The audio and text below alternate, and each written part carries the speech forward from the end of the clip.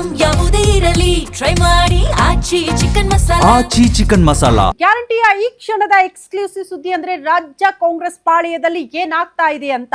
ರಾಜ್ಯ ಕಾಂಗ್ರೆಸ್ ಪಾಳೆಯದಲ್ಲಿ ಯಾವುದೂ ಸರಿ ಇಲ್ಲ, ಯಾವುದೂ ಕೂಡ ನೆಟ್ಟಗಿಲ್ಲ ಅನ್ನೋದು ಮತ್ತೆ ಮತ್ತೆ ಸಾಬೀತಾಗ್ತಾ ಇದೆ. ಸಿಎಂ ಕುರ್ಚಿಗೆ ಸಂಬಂಧಪಟ್ಟಂತೆ ಸಿಎಂ ವರ್ಸಸ್ ಡಿಸಿಎಂ ಅನ್ನುವಂತಹ ಪರಿಸ್ಥಿತಿ ಇದ್ರೆ ತಮ್ಮದೇ ಆದಂತಹ ಬಣಗಳನ್ನ ಮಾಡಿಕೊಂಡು ಪದೇ ಪದೇ ಸ್ಟೇಟ್ಮೆಂಟ್ಗಳನ್ನ ಕೊಡೋದು. ಫಾರಿನ್ ಟ್ರಿಪ್ ಅಂತ ಕೆಲವರು ಹೋಗಿದ್ದಾರೆ, ಮತ್ತೆ ಕೆಲವು ಶಾಸಕರು ರಿಸಲ್ಟ್ ರಾಜಕಾರಣ ಮಾಡ್ತೀವಿ, ಆ ಮೂಲಕ ಶಕ್ತಿ ಪ್ರದರ್ಶನ ಮಾಡ್ತೀವಿ ಅಂತ ಸಿದ್ಧರಾಗಿದ್ದಾರೆ. ಆಲ್ರೆಡಿ ಫಾರಿನ್ ಟ್ರಿಪ್ಗೆ ಕೆಲವರು ಹೋಗಿದ್ದಾರೆ ಬಿಡಿ. ಇದರ ಬೆನ್ನಿಗೆ ಪದೇ ಪದೇ ಕೆಲ ಶಾಸಕರು ಬಹಿರಂಗ ಹೇಳಿಕೆಗಳನ್ನ ಕೊಡ್ತಿದ್ದಾರೆ ಸಿಎಂ ಕುರ್ಚಿಗೆ ಸಂಬಂಧಪಟ್ಟಂತೆ. ಶಾಸಕರು ಈ ರೀತಿ ಸ್ಟೇಟ್ಮೆಂಟ್ ಕೊಡೋದ್ರಿಂದ ಸಿಎಂ ಪರವಾಗಿ ಡಿಸಿಎಂ ಪರವಾಗಿ ಶಕ್ತಿ ಪ್ರದರ್ಶನ ಆಗುತ್ತೆ ಅಂತ ಅಂದುಕೊಂಡಿದ್ರೆ ಅವರ ಕಲ್ಪನೆ ತಪ್ಪು. ಅದರಿಂದ ಆಗ್ತಾ ಇರೋದು ಪಕ್ಷಕ್ಕೆ ಡ್ಯಾಮೇಜ್.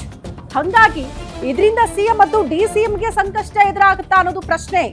ಒಂದ್ ಕಡೆ ರೆಸಾರ್ಟ್, ಮತ್ತೊಂದು ಕಡೆ ಫಾರಿನ್ ಪಾಲಿಟಿಕ್ಸ್ ನಡೀತಾ ಇದೆ. ಇದರ ಮಧ್ಯದಲ್ಲೇ ಶಾಸಕರ ಬಹಿರಂಗ ಹೇಳಿಕೆಗಳು.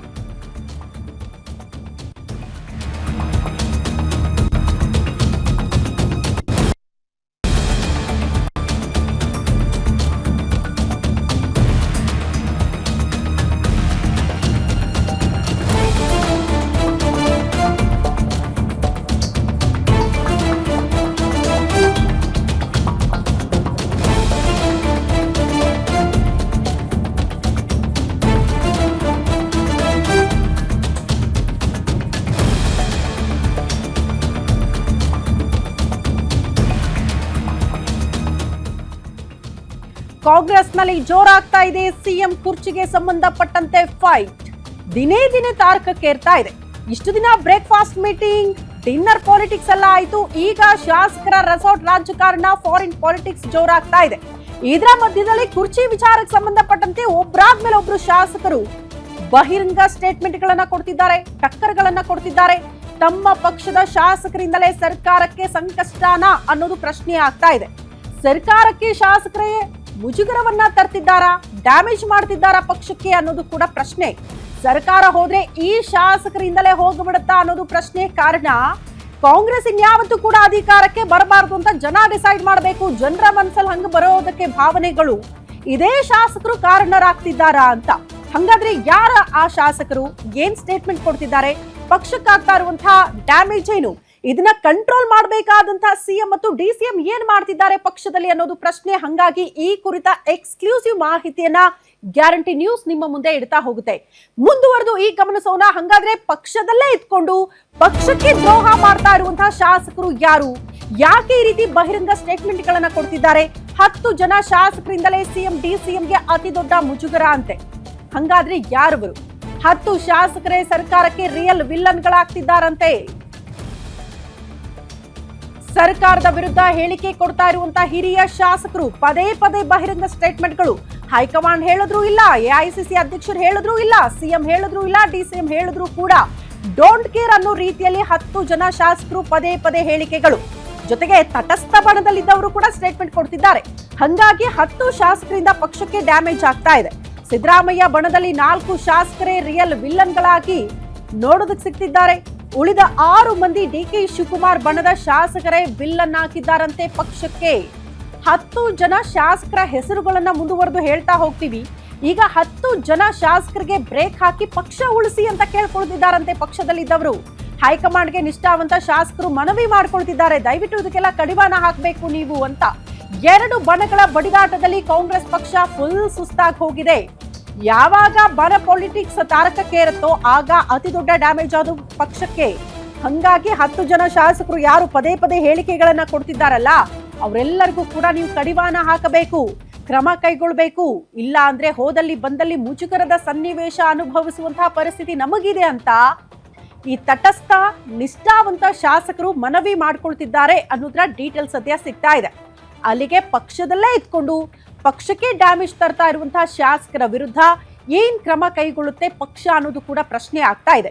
ಯಾಕಂದ್ರೆ ಈ ಹಿಂದಿನಿಂದಲೂ ಕೂಡ ಸಿಎಂ ಕುರ್ಚಿಗೆ ಸಂಬಂಧಪಟ್ಟಂತೆ ಬಹಿರಂಗ ಹೇಳಿಕೆಗಳು ಬರೋದಕ್ಕೆ ಶುರುವಾದಾಗ ಸ್ವತಃ ಹೈಕಮಾಂಡೇ ಸಿಎಂ ಮತ್ತು ಡಿಸಿಎಂಗೆ ಒಂದು ಟಾಸ್ಕ್ ಕೊಟ್ಟಿತ್ತು. ನಿಮ್ಮ ಆಪ್ತ ಬಳಗದಲ್ಲಿದ್ದಂತ ಶಾಸಕರು ಬಾಯಿ ಮುಚ್ಚಬೇಕು ಅಂತ, ಅಂದ್ರೆ ನೀವೇ ಆ ಕೆಲಸ ಮಾಡಬೇಕು ಅಂತ.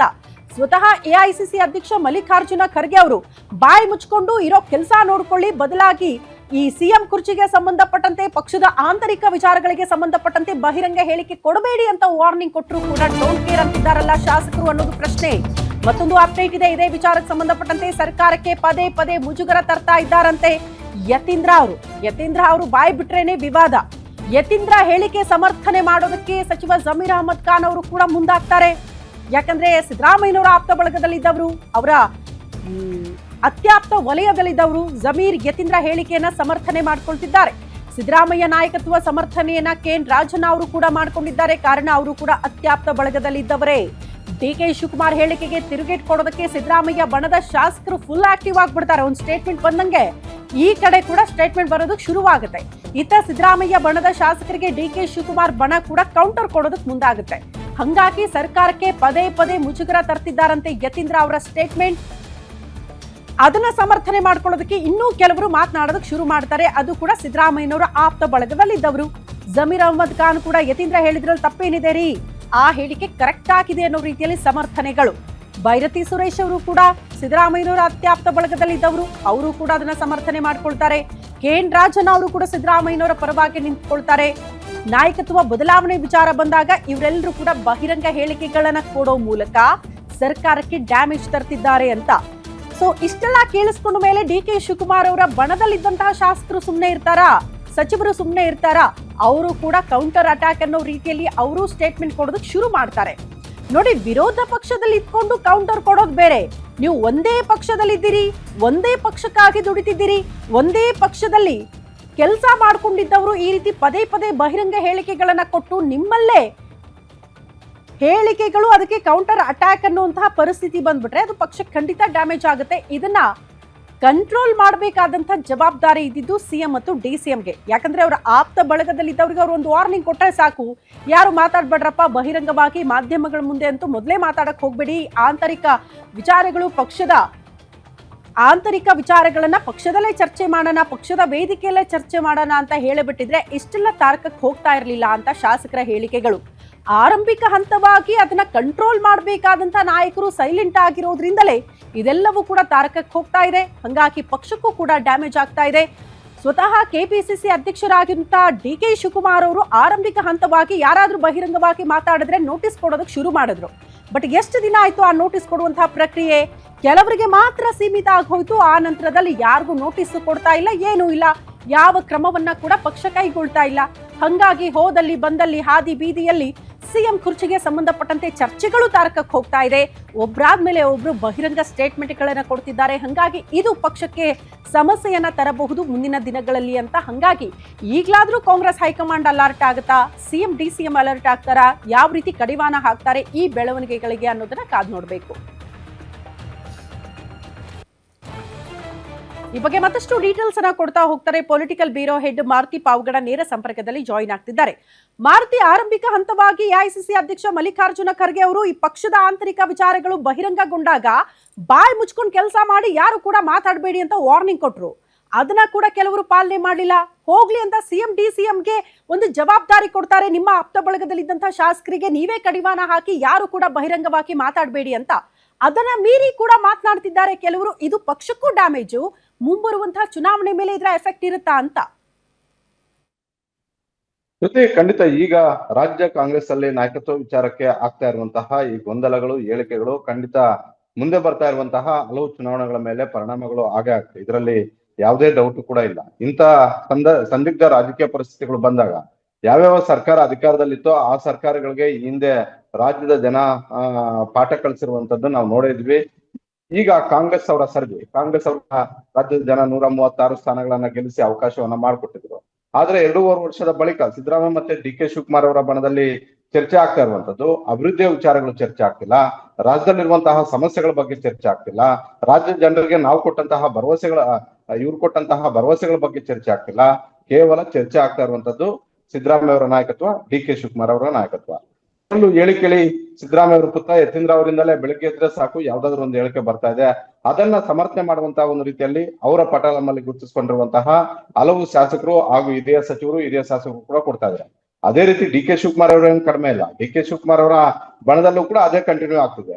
ಡಿಕೆ ಶಿವಕುಮಾರ್ ಆಗಿರ್ಬೋದು, ಸಿದ್ದರಾಮಯ್ಯ ಅವರಾಗಿರ್ಬೋದು, ಮನಸ್ಸಿದ್ರೆ ಈ ಸಮಸ್ಯೆಯನ್ನು ಬಗೆಹರಿಸುವಂತದ್ದು ಕೇವಲ 1 ಗಂಟೆಯ ಸಮಸ್ಯೆ ಅಷ್ಟೇ ಇದು.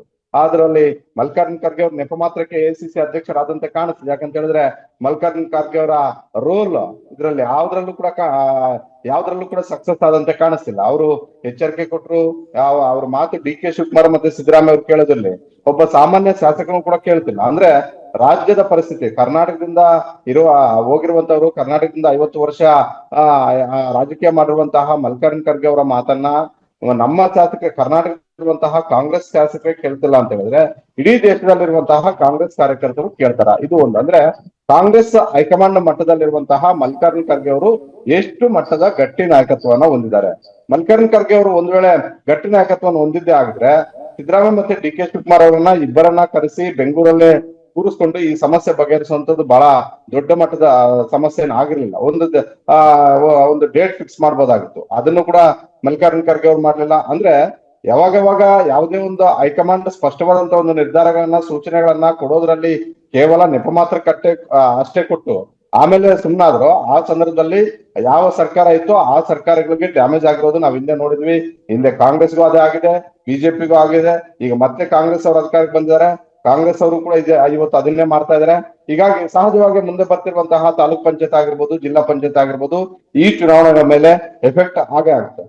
ಹಾಗಂದ್ರೆ ಮಾತ್ರಕ್ಕೆ 136 ಶಾಸಕರೇನು ಮಾತಾಡ್ತಿಲ್ಲ. ಆದ್ರೆ ಆಯ್ದ ಕೆಲವರು ಅಂದ್ರೆ ಆಸ್ಥಾನದ ಪಂಡಿತರು ಅನ್ನೋ ರೀತಿಯಲ್ಲೇ ಅವ್ರ ಸುತ್ತಲೂ ಬೆಳಗ್ಗೆ ಎದ್ರೆ ಸಾಕು ಅವ್ರ ಸುತ್ತಲೂ ಇರುವಂತವ್ರು, ತಮ್ಮ ಕೆಲಸಗಳು ಆಗ್ಬೇಕು ಅನ್ನುವಂತಹ ರೀತಿಯಲ್ಲಿ ಯಾರೆಲ್ಲ ಇರ್ತಾರೆ ಅವರು ಹೇಳಿಕೆಗಳು ಕೊಡ್ತಿರುವಂತದ್ದು. ಯತೀಂದ್ರ ಸಿದ್ದರಾಮಯ್ಯ ಅವ್ರ ಮಗ, ಖಂಡಿತವಾಗಿ ಯತೀಂದ್ರ ಸಿದ್ದರಾಮಯ್ಯ ಅವರನ್ನ ಸಮರ್ಥನೆ ಮಾಡ್ಕೊಳ್ಳೇಬೇಕು. ಆದ್ರೆ ಯಾವ ಕಾರಣಕ್ಕೆ ಮಾಡ್ಕೊಳ್ಬೇಕು, ಯಾವ ವಿಚಾರದಲ್ಲಿ ಮಾಡ್ಕೊಳ್ಬೇಕು ಅನ್ನುವಂತ ಒಂದು ಕ್ಲಾರಿಟಿ ಯತೀಂದ್ರ ಅವ್ರಿಗೂ ಕೂಡ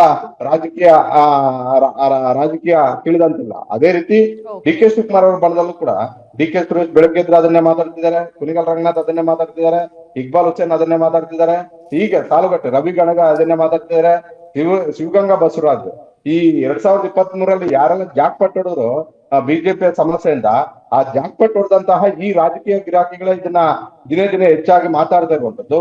ಹೀಗಾಗಿ ಇದು ಇವ್ರಿಗೆ ಎಫೆಕ್ಟ್ ಆಗಲ್ಲ, ಇವ್ರ ನಾಯಕರಿಗೆ ಎಫೆಕ್ಟ್ ಆಗಲ್ಲ. ಎಫೆಕ್ಟ್ ಆಗೋದು ಸ್ಥಳೀಯ ಮಟ್ಟದಲ್ಲಿರುವಂತಹ ಕಾರ್ಯಕರ್ತರಿಗೆ. ಮುಂದೆ ಬರ್ತಾ ಇರುವಂತಹ ಚುನಾವಣೆಯಲ್ಲಿ ಕಾಂಗ್ರೆಸ್ಗೆ ಕೊನೆ ಮಳೆಯನ್ನ 2023 ಸಿದ್ದರಾಮಯ್ಯ ಮತ್ತೆ DK ಶಿವಕುಮಾರ್ ಅವರು ಯಾವ ರೀತಿಯಾಗಿ ಇಬ್ರು ಒಟ್ಟಾಗಿ ಹೋಗಿ 136 ಸ್ಥಾನಗಳನ್ನ ರಾಜ್ಯದಲ್ಲಿ ತಂದ್ರು, ಅದೇ ರೀತಿ ಮುಂದೆ ಬರ್ತಾ ಇರುವಂತಹ ತಾಲೂಕ್ ಪಂಚಾಯತ್, ಜಿಲ್ಲಾ ಪಂಚಾಯತ್, GBA ಸೇರಿದಂತೆ 2028 ವಿಧಾನಸಭಾ ಚುನಾವಣೆಯಲ್ಲಿ ಸಿದ್ದರಾಮಯ್ಯ ಮತ್ತೆ DK ಶಿವಕುಮಾರ್ ಇಬ್ರು ಸೇರ್ಕೊಂಡೆ ಈ ಕಾಂಗ್ರೆಸ್ನ ಶವಕ್ಕೆ ಕೊನೆ ಮೊಳೆ ಹೊಡೆಯುವಂತ ಒಂದು ಕೆಲಸವೂ ಕೂಡ ಆದ್ರೂ ಆಶ್ಚರ್ಯ ಇಲ್ಲ. ಓಕೆ ಮಾರುತಿ, ಧನ್ಯವಾದಗಳು ತಮ್ಮೆಲ್ಲ ಮಾಹಿತಿಗೆ.